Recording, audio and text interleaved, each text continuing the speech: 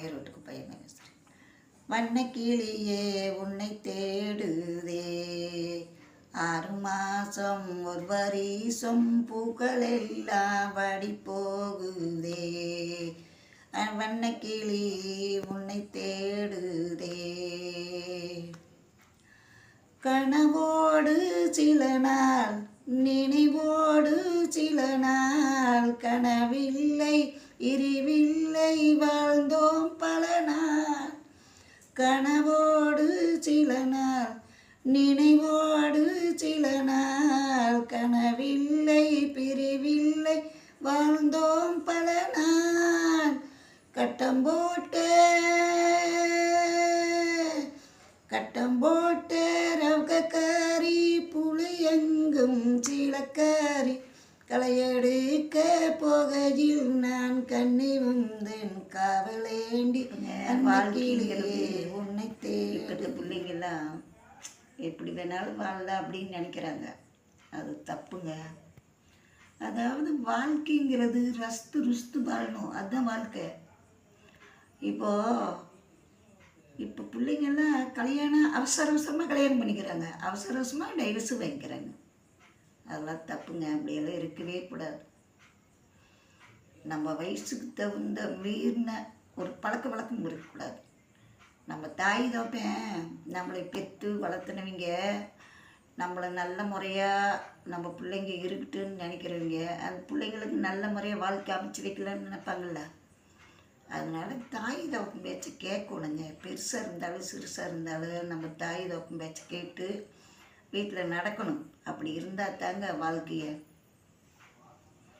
இதை ஏன் நான் சொல்கிறேன்னா, இப்போ பிள்ளைங்கள்லாம் அப்படி இருக்குது. ஒரு அவசரமாக எந்த முடிவு அதுங்களே எடுக்குது, அதுங்களே இதாகுது. அதுக்கு சொல்கிறேங்க இதெல்லாம். அப்புறம் என்னாச்சுன்னா, எங்கள் மாமியார் மாமனாரெல்லாம் எல்லாம் ஓரளவுக்கு இதாகிட்டோம். பிள்ளைங்களும் கொஞ்சம் பெருசாக ஆயிடுச்சு. எனக்கு இந்த முதியோர்னா எல்லாம் ரொம்ப பிடிக்குங்க.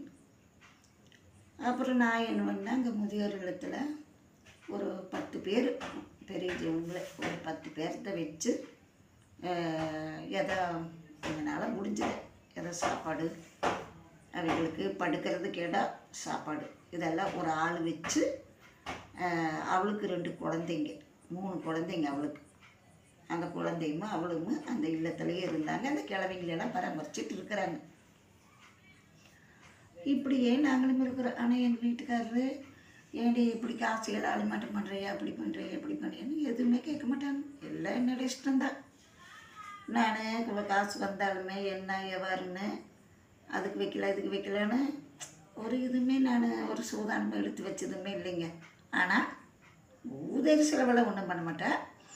நீட்டாக வீட்டில் உண்டான பொருளுங்க வாங்குவேன். எனக்கு மெயினாக புடவை எடுப்புங்க. எனக்கு புடவைன்னா ரொம்ப பிடிக்கும். புது புடவைன்னா எடுத்துகிட்டு வந்தால் அதை உடனுக்குடனே தைச்சி கட்டினா தான் மனசாரு. அப்படி புது புடவைங்க, புது துணிமணிங்க, ஆடம்பரம்னா அப்படி நல்லா ஒரு நீட்டாக பிள்ளைகளுக்கும் சரி எனக்கும் சரி எல்லாம் ஒரு நீட்டாக எடுப்போம்.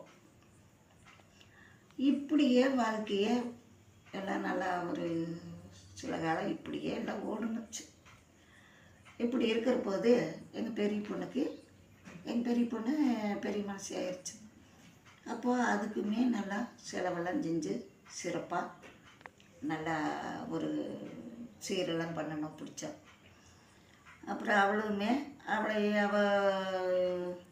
இந்த நர்ஸ் கோர்ஸ் எடுத்து படிக்கிறேன்னு சொல்லி கோயம்புத்தூர் போனான். அங்கேயும் கொண்டு போய் பணம் 1 லட்ச ரூபாய் 8,00,000 செலவு பண்ணி படிக்க வச்சோம். அப்பவும் கூட எங்கள் வீட்டுக்காரர் ஏடி இப்படி காசையெல்லாம் இது பண்ணுறியா அது பண்ணுறியான்னு கூட கேட்கவே மாட்டாருங்க. நானுமே அவர் முன்ன வந்தாங்கன்னா அவங்களுக்கு பிடிச்சது கறி எடுத்து குழம்பு வைப்போம், ஆக்குவோம். அவங்க குடிப்பாங்க. ஆனால் குடித்தாலும் வெளியெல்லாம் போய் அங்கே இங்கேன்னு குடிச்சிட்டெல்லாம் கண்ட முண்டெல்லாம் பேசிக்கிட்டு சண்டையெல்லாம் அப்படியெல்லாம் பண்ண மாட்டாங்க. நீட்டாக போய் அது அவர் போடுற சரக்கு அந்த பாட்டில், அதை குண்டு பாட்டில் மாதிரி இருக்கும், அது 300 ரூபாய். அந்த ஒரு பாட்டில் வாங்கிட்டு வருவாங்க. அது வாங்கிட்டு வந்தாங்கன்னா வீட்டில் கொண்டாந்து வச்சுட்டு ஆம்லேட் ஒன்று போட்டு வடிப்பாங்க. நானும் போட்டு கொண்டாந்து கொடுப்பேன். அதை வச்சு அவங்கள சாப்பிட்டு ஒரு படத்துக்கு வந்தோம். இப்படியே இருந்தோம். அப்புறம் எங்கள் மாமனாருக்கு வயசாகி போச்சு. அவர் ஒரு கண்டிஷனாக சாகிற நிலமையில் ஆகிட்டார். அங்கே முதியோர் இல்லத்தில் வண்டி போய் எல்லாம் வேன் ஓட்டிட்டு அங்கேயே இருந்தார். அப்படியே அங்கேயே செத்து போயிட்டாப்புல. அப்புறம் நாங்களும் எல்லாம் போய் இங்கேருந்தெல்லாம் போய் பாடி எடுத்துகிட்டு வந்து எல்லாம் அடக்கம் பண்ணிவிட்டு எல்லாம் நல்லதெல்லாம் பண்ணினோம். பண்ணிவிட்டு எங்கள் குழந்தைருங்கெல்லாம் அவங்களும் 3 பேரும் எல்லாம் வந்து பார்த்துட்டு எல்லாம் ஒரு இதாக நல்ல முறையாக இருந்தோம். இப்படியே இருந்து எங்கள் வீட்டுக்காரரு சரி ஒரு பிள்ளைகளுக்கு கொஞ்சம் நல்லா ஒரு ஏஜ் வந்ததுமே எங்கள் பெரிய பொண்ணுக்கு கல்யாணம் முடிச்சு அவளுக்குமே ஒரு நகை ஒரு 7 பவுன் போட்டு பண்டை மாத்திரமலை எல்லாம் வாங்கி கொடுத்து நீட்டாக கல்யாணமே நல்லா ஒரு இங்கேருந்து பஸ் எடுத்துகிட்டு ஆம்பூர் போய் ஆம்பூர் மாப்பிள்ளை அங்கே போய் நீட்டாக எல்லாம் கல்யாணமெல்லாம் பண்ணி வச்சுட்டு வந்தோம். அடுத்த கதையை அடுத்து வர சொல்கிறேன். நீங்கள் இந்த கதையை நல்லா இருந்தாலும் கேட்டுக்குங்க, நல்லா இல்லைனாலுமே நல்லதை எடுத்துக்கங்க. கண்டிப்பாக இதெல்லாம் உங்களுக்கு ஏன் நான் சொல்கிறேன்னா, இப்போத்த பிள்ளைங்க அதான் பாருங்க, நம்ம என்ன சொன்னது எதை எப்போதும் சொல்கிறேன், அவசர அவசரமாக கல்யாணம் பண்ணுறாங்க, அவசர அவசரமாக டைவர்ஸ் வாங்குறாங்க. எதையுமேங்க வாழ்க்கைங்கிறது ஒரு முறை தான், அது கிடைக்கிறப்பையும் நம்ம பற்றிக்கணுங்க. அதை விட்டுட்டு அட போடா புருஷன் என்ன புருஷன் அவன் இல்லை